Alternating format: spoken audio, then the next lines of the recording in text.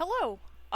My name is Shad, and I don't really cook, but I do have a bread maker, and I have a 1.5 pound bread maker. So, most recipes are in 2 pounds, right? If you're lucky and you have a 2 pound bread maker, you don't need to watch this. But for the rest of us who have, for some whatever reason, have a 1.5 pound bread maker, this is for you.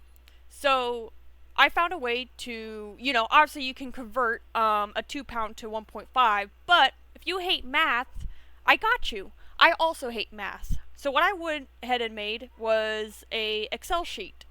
Or, technically it's Google Sheets, but, same thing. If you're not familiar, Excel's a really great program to put in functions and stuff like that. And it will just do the math for you as long as you type in stuff correctly. Um, and if you're not good with, sorry, I have a cat on my desk. If you're not good with Excel, don't even worry about it. In this video, I'll show you how the sheet works, and so if you're good at Excel, you don't really need to watch the entire thing. But if this is confusing to you, I'll show you how to actually use Excel, how to use this sheet in Excel. Let me just show you the blank first. So up here, you're gonna put the recipe name, just so you know what recipe you're working on, because if you can't do it right away or you gotta take care of the kids or whatever, then you can come back and know that, hey, this, and if you're doing multiple at once, you don't want to lose track. So that's where that comes in. So this column is your ingredients. I did just put the basics here, but you can add in more ingredients. And then here is where you're going to put the recipe amount. Now, recipes usually don't say that they're for 2 pound because they just assume you're going to have a 2 pound bread maker. But however, recipes that are 1.5 pounds will say they are 1.5 pounds. So if you're unsure, if you don't see that says 1.5, just assume it's 2 pounds. And if it sounds really ridiculous, maybe it's not a good recipe. But this is where you will put in the value as you see it. And then obviously this is going to be the math column. These, if you mess up the function up here, that's okay. You can just, re-download it or save a copy or something like that. But the point being is that all you have to do is just type in the values for this column, and it'll do the math for you. Now this 1.5 column is for if you need to round up or down. Again, I'm not a cook, and I'm sure there's a mathematical way to be able to do it. I'm not good at math, so I just use my best judgment. Yeast, for example, you usually are going to do 2 tablespoons, or maybe even 1 3/4, sorry, not tablespoons, teaspoons. So you might as well just, just put 2 teaspoons there. But I'll still put the numbers in so you can see how the math works. So let me go ahead and just go to the first example that I have already done. So you're going to notice that there are plus signs here. Now, why are there plus signs? Well, because these are going to be mixed fractions, right? Fractions are not the favorite of Excel, so you do have to format them differently in order for it to show up as a fraction. And so all you need to worry about is how to type it in. So for yeast, for example, it is going to be 2.5 teaspoons. And you can see right here in the recipe. So you have to put the whole number, which is the 2, plus the fraction. So 2 plus, and then half of a teaspoon. And then the middle symbol is just your /. So it's nothing fancy there. The only difference too is, as you can see up here in the function, you have to put in the equal sign, because if you don't put in the equal sign, then it's going to be really mad at you. Trust, okay? And so you're going to do that for all these ingredients, okay? And what that's going to do is, if you notice over here, is it's going to automatically do the calculations. So just so you know, the math is you divide this by 4, and then multiply it by 3, and then that's your 0.5 right there. And obviously, you're going to see the math. It's going to be some really funny numbers, okay? Like 1 7/8. Like, who's gonna sit there and do 7/8 of yeast, okay? Some of these numbers look nice, which is nice. But 5/9 of cornmeal, like, come on, no one's gonna do that. 4/9, yeah. So you can see some of these numbers are a little funny. So that's where this column comes in. So, like I said, you either round up or down. I already know how much yeast I use, so you probably don't even need to do the conversion for yeast. I just have it here as an example. But then you have sugar. And, okay, sorry, sugar's not a good example. That's a nice number. Okay, let's do cornmeal. This is a wheat cornmeal bread. It actually sounds really good. I like cornbread, so I'm assuming it's very similar to that. And it's saying that it needs 5/9 cup of cornmeal. Now, again, that's silly, that's ridiculous.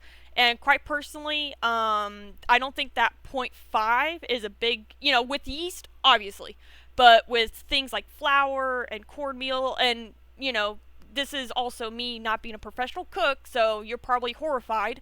Or if you know how to do the math for this, feel free to comment down below.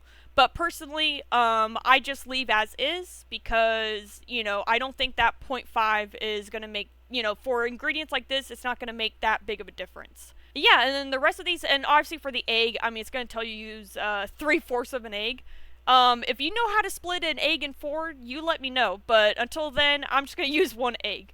So yeah, so this is how it works. So what I'm going to go ahead and do for you, again, I just want to make sure that this is kind of like idiot proof, because I'm bad at math, and I want to make sure that if you're bad at math, you can do this too. So right here I have, and I'm going to do this, for you guys right now.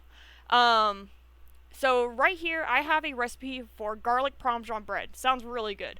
And what you're going to do is first check your ingredients. Obviously, you got your sugar, your yeast, your water. This isn't actually in order, so I kind of have to double check here. I think the only one I'm going to leave on here is the olive oil, because the rest of this stuff is just like seasonings and stuff. And as long as it's not salt, which can be overwhelming really quickly, I'm not really worried about putting too much of it. So, again, if it's an ingredient that you want to make sure you have the correct amount of, feel free to add it to this list. But personally, I love garlic, I love Parmesan cheese, and, oh gosh, what was there? Sorry, I was trying to capitalize, the E and A, because this is going to bug me until I capitalize it.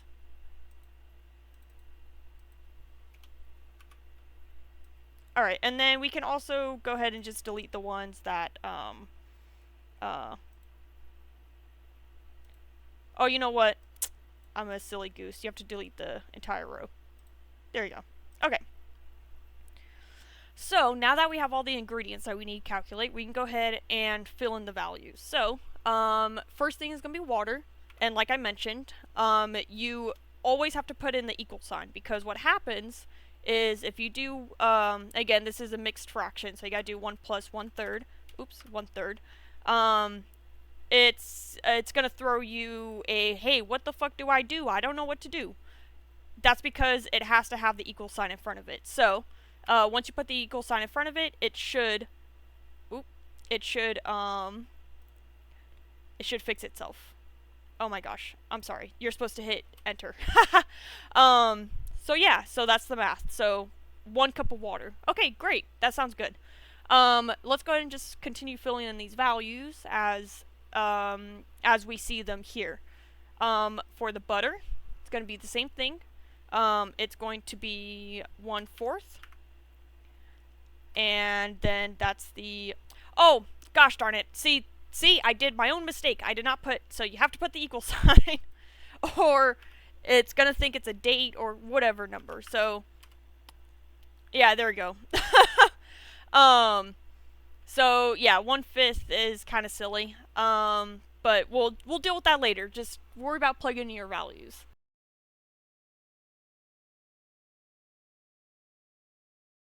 Alright, so as you can see there, I, again, accidentally typed in the wrong values, and it gave me a really, well, it didn't give me a too crazy of a number. It gave me 1/5. Now, I had to use some of my brain to determine, like, wait a second, only 1/5 cup of flour? That doesn't sound right. So I just double checked and I was able to correct it. And now it's showing a more better number, which is 2/5/8, which I'm probably going to round to 3 cups, but once again, we'll do all the rounding at the end. So for the yeast for this recipe, it's not actually, it just says 1 packet. I actually have a packet of active dry yeast, so I'll probably end up doing that. But, you know, for this recipe in particular, if you don't have active dry yeast, you can just use 2 teaspoons of regular yeast and it'll be fine. I'm sure.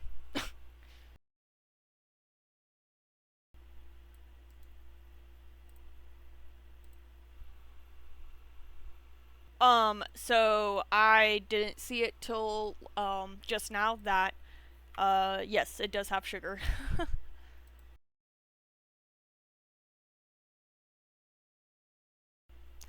Okay. So this was on me. It didn't show, it's not showing a number here because if you look, so this little box right here just shows you the output, if that makes sense, or the answer, I should say. What shows you the formula that's using is this function right up here. So if it doesn't have this function, it will not spit out anything. And you know, like I said, if you're not familiar with Excel sheet, if you're having any issues, just let me know. But if you're familiar with Excel sheet, you'll know this is an easy fix. You just gotta take this bad boy and drag it down.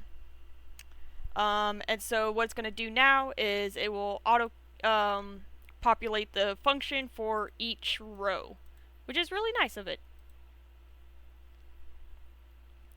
And there's going to be a bunch of zeros. Just ignore the zeros. It's just a placeholder number, until there's a value in this one. Okay, cool. So now we have all of our values. The maths. Math. So, again, it's going to be the same exact unit. So cups, teaspoons, tablespoons, as in our recipe. So for sugar, it will be... I'm going to go ahead and do just 2 1/4 because we can do 1/4 of a cup. That's not bad. Sorry. And then this one, you don't have to put an equal sign because it's not trying to determine a function, or it's not trying to determine an answer. So you could just put in 2 and 1/4 for that. And that will be fine. So butter, 1/5. Yeah, that's such a small difference. I'm just gonna do 1/4. Again, you can use your better judgment if you're actually a cook. 1/4 butter, yes, that would make sense. Okay, oh, 1/4 of a cup of butter? I just saw that. That's a lot of butter, but okay. Oh, I'm an idiot. It literally says melted. Okay. Anyways, flour.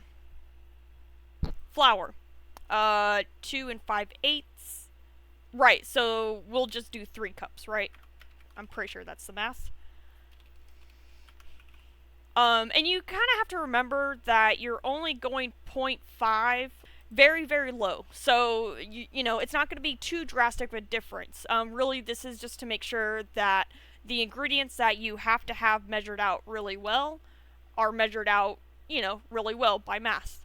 So, water... Oh yeah, 1. So that's easy. That's 1 cup. And then salt. We could do 1.5. What is it? Tablespoons? Or is that too much salt? Oh yeah, not tablespoons. Teaspoons. And last but not least, olive oil, which is gonna be 1/4 of a cup of olive oil, which is just slightly smaller than 1/3. And so there you have it. That's how you do the math. Again, this might take a little bit of practice, and that's totally fine. But once you have completed the step to where you figured out what all the the final measurements are going to be. Like I said, this is just rounded to your best to your knowledge. You can either save it in here and just rename these by right-clicking and renaming them to the recipe. or I'm personally gonna use, I like Samsung food a lot, so I'm gonna go ahead and use Samsung food to just change the recipes in there. And that's about it. If you have any questions, comments, concerns, or corrections, feel free to correct me, because again, I am not a professional cook. Then comment down below, and if this helped you, a like would be very much appreciated. Thank you!